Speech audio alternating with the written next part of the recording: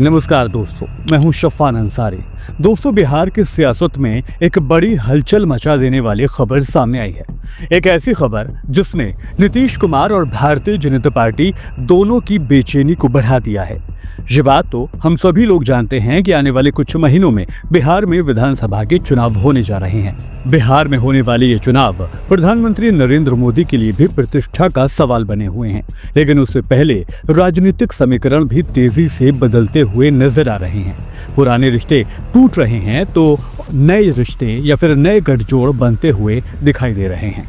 अब बात करते हैं उस बड़ी खबर की जिसने राजनीतिक गलियारों में हलचल जरूर मचा दी है। दोस्तों, खबर है कि MIM चीफ असदुद्दीन ओवैसी, जो अब तक तेजस्वी यादव और कांग्रेस से अलग अपनी राह पर चला करते थे, अब उनके साथ हाथ मिलाने के लिए तैयार हैं। रिपोर्ट्स के मुताबिक ओवैसी की पार्टी महागठबंधन का हिस्सा बनने के आसार जाहिर कर रही है। अगर ऐसा हुआ तो नीतीश कुमार और भारतीय जनता पार्टी के लिए सत्ता में वापसी करने की राह काफी मुश्किल हो सकती है, क्योंकि बिहार में करीब 24 से 30 ऐसी विधानसभा सीटें हैं जहां मुस्लिम वोटर निर्णायक भूमिका हमेशा से निभाते रहे हैं। साल 2020 के विधानसभा चुनाव में भी 19 मुस्लिम विधायक यहां से जीत कर आए थे। ऐसे में ओवैसी का महागठबंधन में शामिल हो जाना इस गठजोड़ को मुस्लिम वोटों के लिहाज से और भी ज्यादा मजबूती देगा। अब तक AIMIM के उम्मीदवार अलग चुनाव लड़ा करते थे, जिससे गठबंधन को सीधे तौर पर नुकसान हुआ करता था। लेकिन अब अगर ओवैसी अलायंस के साथ लड़ते हैं तो मुस्लिम वोटों का बंटवारा नामुमकिन हो जाएगा। इसका सीधा फायदा तेजस्वी यादव और कांग्रेस को सीधा मिल सकता है। अगर ओवैसी अलायंस में शामिल होते हैं तो वो 10 से 15 सीटों पर उम्मीदवार उतार सकते हैं, लेकिन इस बार तेजस्वी यादव के समर्थन के साथ। इससे फायदा ये होगा कि मुस्लिम वोटर चिराग पासवान या मांझी या फिर नीतीश कुमार के खेमे में नहीं जाएंगे, बल्कि पूरी तरह से महागठबंधन के साथ एकजुट हो सकते हैं। पिछड़ा वर्ग ओबीसी और EBC में तेजस्वी और लालू यादव की पकड़ पहले से ही मजबूत है। राहुल गांधी भी इस वक्त पूरी जोर लगाकर दलित वोट बैंक को साधने के लिए बार बार बिहार के दौरे भी कर रहे हैं। इससे ये गठजोड़ और ज्यादा मजबूत होता हुआ नजर आ रहा है।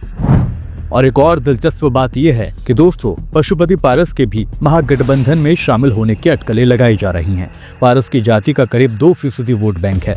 अगर वो भी तेजस्वी के साथ आते हैं तो गठबंधन और ज्यादा ताकतवर बनकर उभरेगा। इस गठबंधन को मजबूत करने में हेमंत सोरेन की भूमिका को भी नजरअंदाज बिल्कुल नहीं किया जा सकता।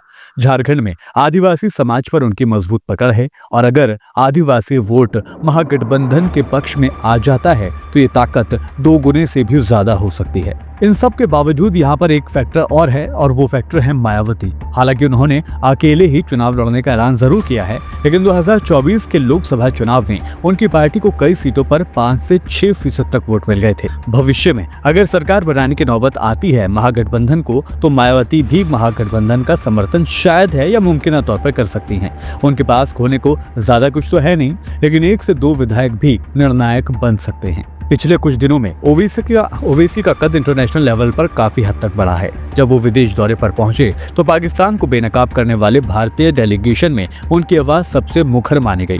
उन्होंने पाकिस्तान ही नहीं बल्कि हिंदुस्तान में भी उनके आलोचकों को भी करारा जवाब दिया, खासतौर पर उन लोगों को जो उन्हें पाकिस्तान जाने की अक्सर सलाह देते रहे हैं।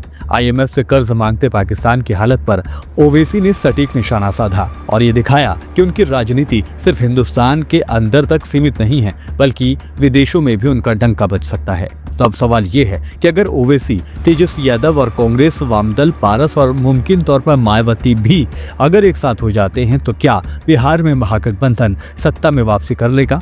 आपको क्या लगता है? क्या इतना आसान होगा महागठबंधन के लिए सरकार बनाना, या फिर अभी भी नीतीश कुमार और चिराग पासवान और प्रधानमंत्री नरेंद्र मोदी की BJP तीनों मिलकर महागठबंधन को पटकनी दे सकते हैं? आप अपनी राय हमें कमेंट के जरिए दे सकते हैं। फिलहाल मेरे साथ इस वीडियो में अभी के लिए इतना ही। वीडियो पसंद आया तो वीडियो को लाइक करें, शेयर करें और हमारे चैनल को सब्सक्राइब करना ना भूलें। फिर होगी मुलाकात। नमस्कार।